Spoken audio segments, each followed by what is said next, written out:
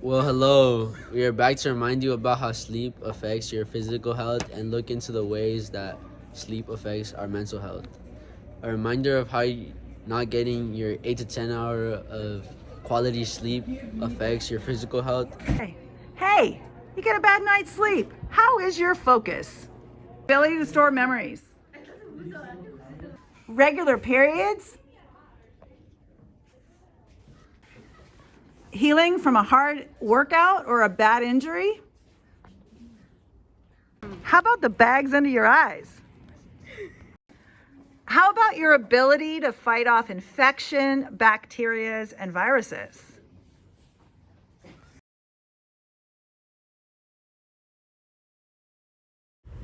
On top of that, if you have limited sleep over time, you have an increased risk for type 2 diabetes because your body does not release enough insulin to regulate blood sugar, struggles with weight since your body releases more ghrelin, which makes you feel hungrier and eat more. And lastly, high blood pressure, and this increases your risk for heart diseases and strokes. Now we will talk about how sleep affects our moods as well as how our anxiety disorders and depressions are closely linked to quantity and quality of sleep. We all know we are our best nice selves when we haven't had a good sleep. But let's hear about some of why. Remember amygdala? Well, it's our alarm system. It takes in whatever's happening around us and decides if there's any threats. If there is any threats, it'll put us into fight, flight, fawn, freeze mode. When amygdala is overstimulated, we are more prone to aggressive behavior and seeing the negative around us. Amygdala is 3 times more online when you haven't had a good sleep. How much? 3 times. What? 3 times?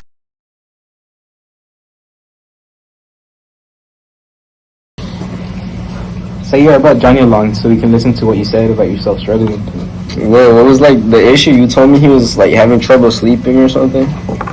Yeah, I've been having trouble sleeping lately. Yeah, why though? I don't know, it's just been like cycling. Cycling? Like, what does that mean? Like, in the morning, I'm like really mad, and then like I can't sleep because I'm thinking about like what I did, and then I also have some other things going on. What, like you think he means like anxious? I mean, yeah, maybe. I don't know, it's just like getting worse because the less sleep I get. Somewhat like you get less sleep and then you wake up bad in the morning feeling tired, but you're anxious, so you end up sleeping, having trouble sleeping, and then that makes your mood worse in the next day? Yeah, it does. Brain is working overtime, thinking of all the things that did happen and all the things that could have happened and what might happen and how stupid that thing I said was. Hard to get sleep. Sleep is fragmented because light sleep, where we rehearse what we have been learning or thinking about, wakes us up because we are focusing on the negative possible futures. We don't get enough of the deep and REM sleep we need for healing, dreaming, and release of all the good hormones. Amygdala turned on, and it goes on circular.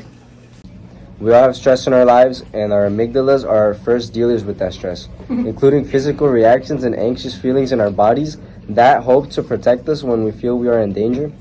When our prefrontal cortex is turned on, we can get some distance from intense emotional reactions, but that doesn't happen as well with bad sleep. A study in 2020 by the National Institute of Mental Health, 32% of teens have a level of anxiety that gets in the way of their daily life.